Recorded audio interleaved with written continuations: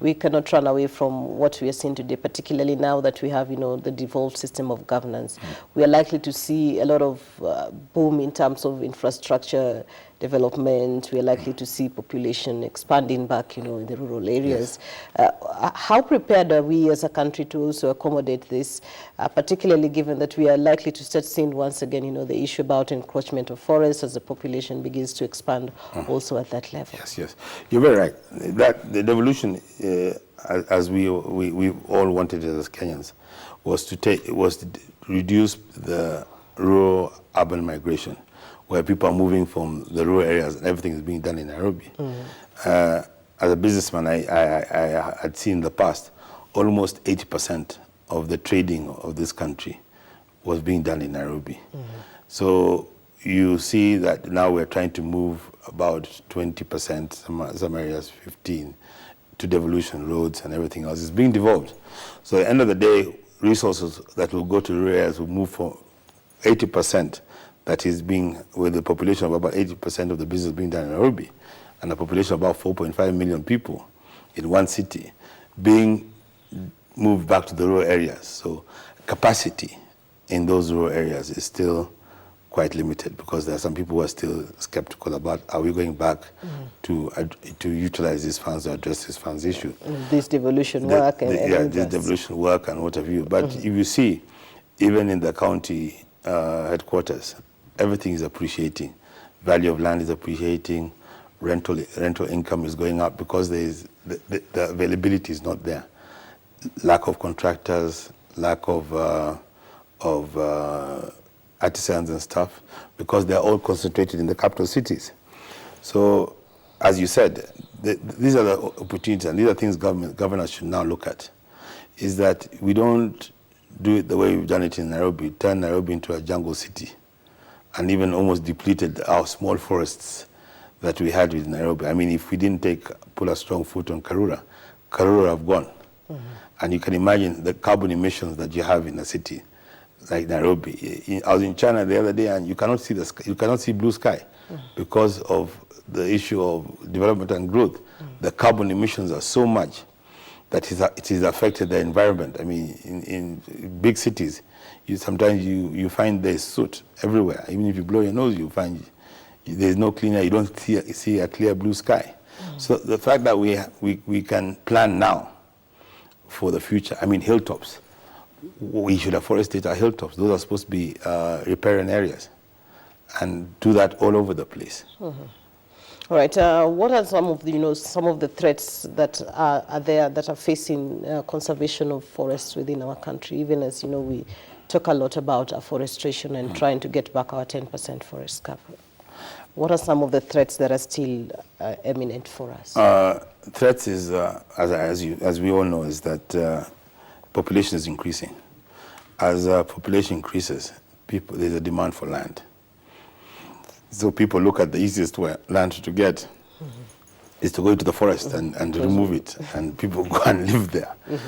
I mean, that is how they look at it. But we need to get away from, as a people, we need to get away from the idea of everybody owning X amount of land, and come away from it and move into what you call communal living, where people live in a smaller area and take the pressure off the land. And that is where the world is going today. If you go, as I said, now in the first world countries, governments are involved now in making sure that they are establishing cities. You take 20, 30,000 acres of land, you move people out and put them on 200 acres and put everything there, hospitals, schools, and your land still exists out there, but now it becomes commercially viable. Instead of everybody living in small units and cutting the piece of acreage into small blocks. That's the only way you can even feed your society. And as we see, the government now is really engaged in huge irrigation projects, because we cannot depend on in the way the global world is facing on rain-fed farming, agriculture. So we are moving into irrigation, and it might become critical in areas where Like we now know that one of the biggest deposits of water, underground water, is in the northern part of Kenya, in Turkana. So where we know there's huge underground water, we can, and the place is semi-arid, you can do a serious afforestation because things grow there, and agriculture, and there's land there, and the availability of it's huge, vast land.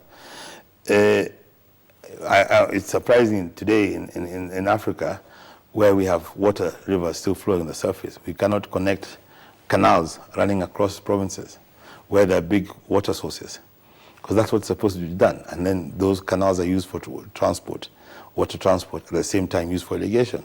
So people can move up and down. I mean, there are canals which are built 400, 500, 600 kilometers, which is not, they use them for road transport, at the same time use it for irrigation, and use it for flood irrigation. You open gates during the dry season, the lands are leveled, and they just do what you call flood irrigation. So these are things that we need to be looking in the future as we proceed. All right, we're running out of time, but just listening to you for the past hour or so is the biggest thing that has come out is the issue about policy. We need friendlier policies. And how soon should we expect to see, this bill that you're talking about come into Parliament? And at what level have you as stakeholders been engaging the government, the ministry, to be able to see how best we can be able to accommodate persons who are interested in commercial tree farming? We've been on a sensitization program, and we've been to Mombasa, Nakuru.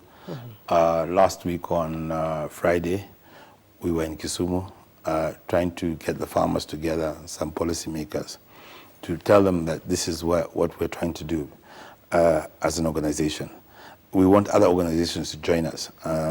Yesterday, somebody told me that they have trying to get bamboo, because bamboo is good for construction, to see how we can start doing commercially grow bamboo.